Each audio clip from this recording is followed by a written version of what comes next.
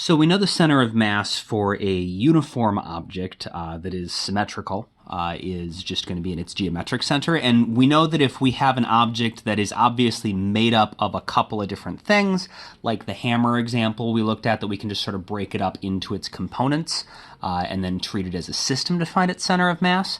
But what happens if you have something that is not obviously made up of different things, but is also either asymmetrical or has a non-uniform density, like maybe a baseball bat or something? How do you find the center of mass of that? In order to figure out how to do this, first, just a reminder how we deal with a system of objects.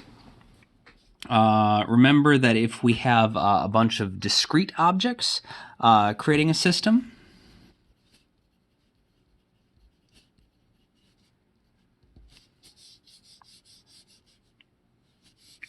so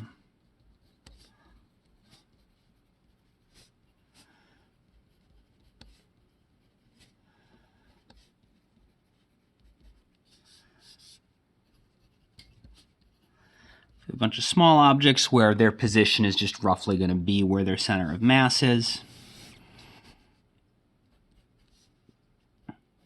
And they're all different sizes. The center of mass of the system along the x-axis here is going to be the sum of all of their masses times all of their positions. So we take their position times their mass, and then we divide it by the total mass of the system. Okay, so in that case, or not in that case, so but what happens if we have a single object? But we'll just keep this relationship in mind. So let's say we have some sort of weird shape object. So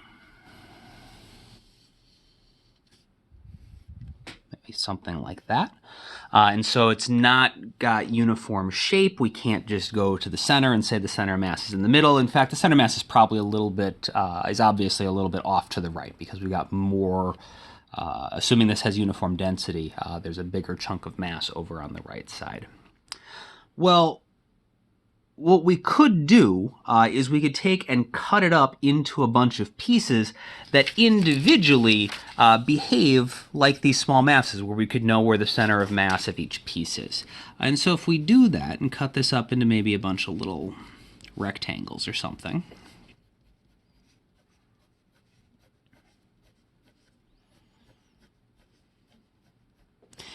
individually, each rectangle, its center of mass is going to be pretty close to the center of it. The tops, aren't perfectly flat, and so maybe some of them, the center of mass is like this one. The center of mass will be a little bit to the left of its center, whereas, this piece, the center of mass would be a little bit to the right. But the center of the rectangle would be a pretty good approximation. And if we cut these to be even smaller and smaller and smaller and smaller, that gets to be a better and better approximation. And what you might, of course, recognize we are doing here is if we cut it up into a bunch of infinitely small pieces and add them together, we're doing calculus. An integral is how you add together an infinite number of small pieces. And so we would call, let's say, maybe this piece right here.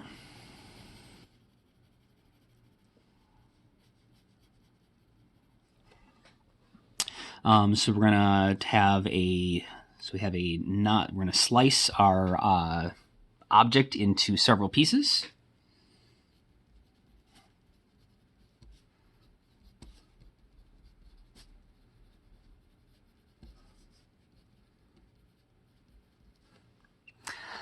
This slice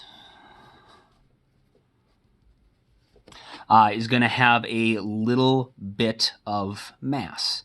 And so the way that we refer to that in calculus, a little bit of mass, the infinitesimal mass that an infinitesimally small slice has, is dm.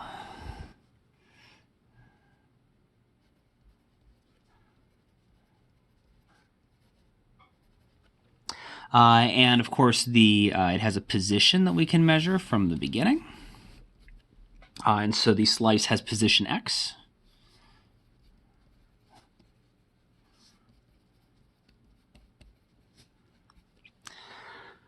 And if the slice is sufficiently thin, the center of the slice becomes, infinitely close to the position that, the leading or the trailing edge of the object is going to be at, because eventually they all just become really close to the same position.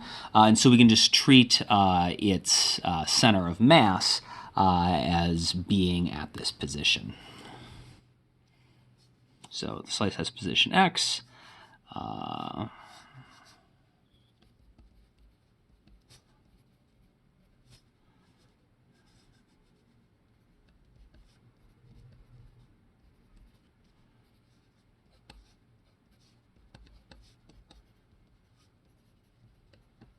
So if we cut those slices thin enough, the slice's center of mass is going to be at that position. And so we can do the exact same thing that we did here. The position of the center of mass is going to be the sum of the positions of all the pieces times the masses of all the pieces divided by the total mass.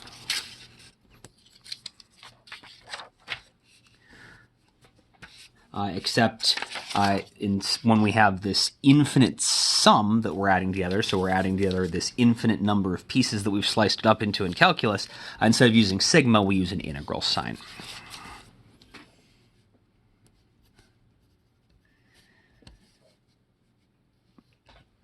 So we're going to add together,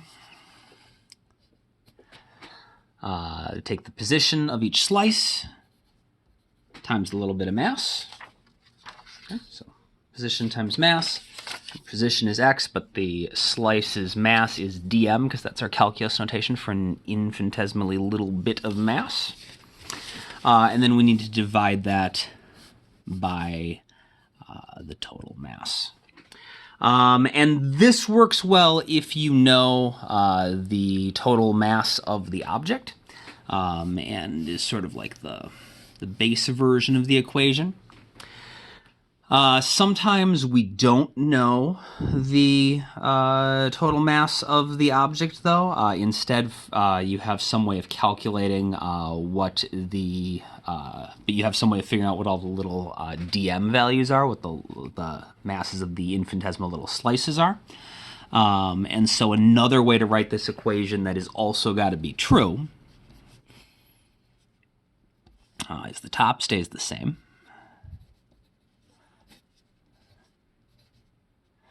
But just like we can write this equation as, so if we have like three objects, it's x1, m1 plus x2, m2 plus x3, m3. We could write just big M on the bottom, or we could write this as the sum of m1 plus m2 plus m3.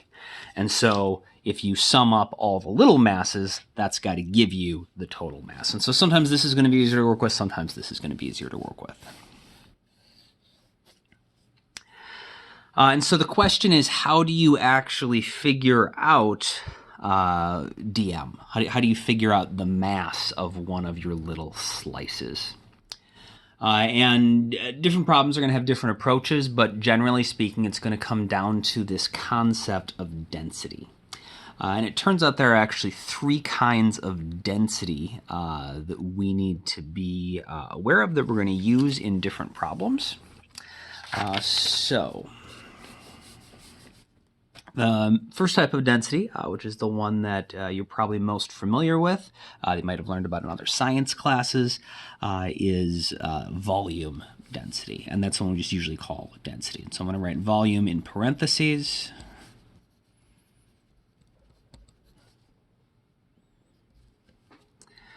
The symbol for that is usually rho.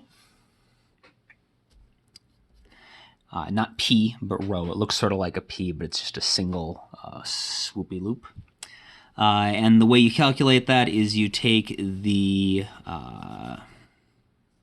mass of the object and divide it by the volume. I'll maybe write that out as well.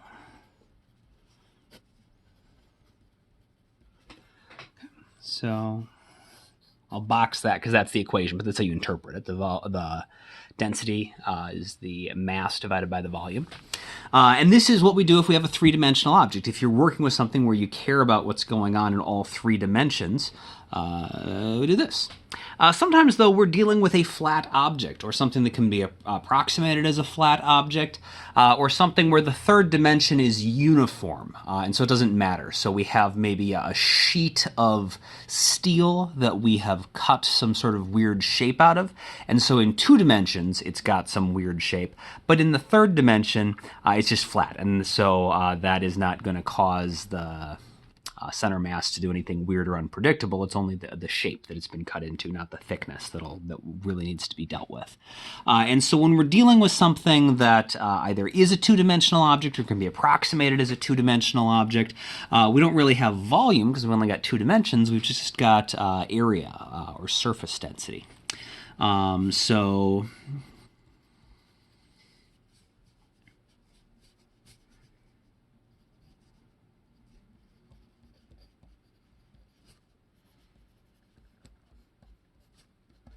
area or surface density can get called both things. The symbol is sigma. And that is just like density is mass divided by volume. So it's just telling us how many kilograms there are per cubic meter. This is just mass divided by area. Because now you've only got a 2-dimensional object, so you can't measure its volume, but you can measure its area.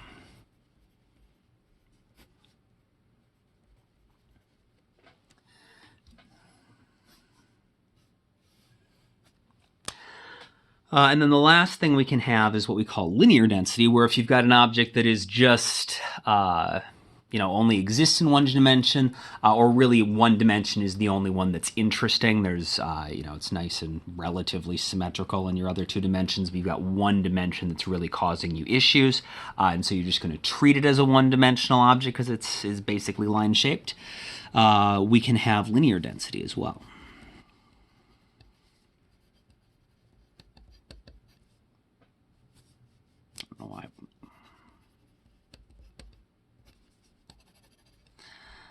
And the symbol for linear density is usually gamma. And, just like mass per volume, mass per area, this is going to be mass per length.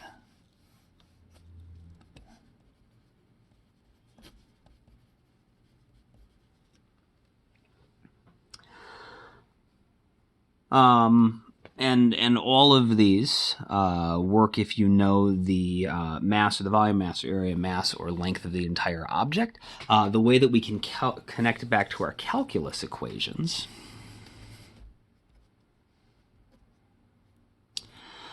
is that the density, if you cut a little piece off of something, if it has uniform density, you should be able to figure out its density based on the entire thing or just on a little piece, as long as the entire thing has the same density.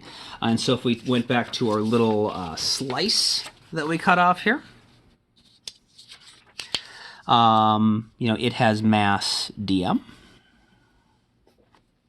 And then we could figure out, so if there's a 3-dimensional object, it would have a little bit of volume, which we could call dV. So the entire thing has volume V, and so the little piece has volume dV. So here, if the entire thing, if this is just a 2-dimensional object, the entire thing has some area A. This little piece has an infinitesimally small bit of that area, and we call that dA. And then here, if we're just, since it's basically in a line, if we really only care about looking at it in the x direction, we can treat it like it's a linear object, in which case the entire thing has some length, and we only care about, a little bit of it.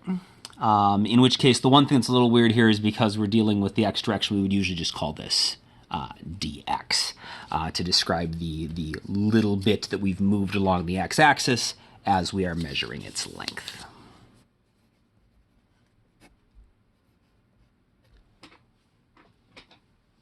And so we'll look at a couple examples of how we can deal with some objects. We'll look at one that has a uniform density. We'll also look at how do we deal with something that has a non-uniform density.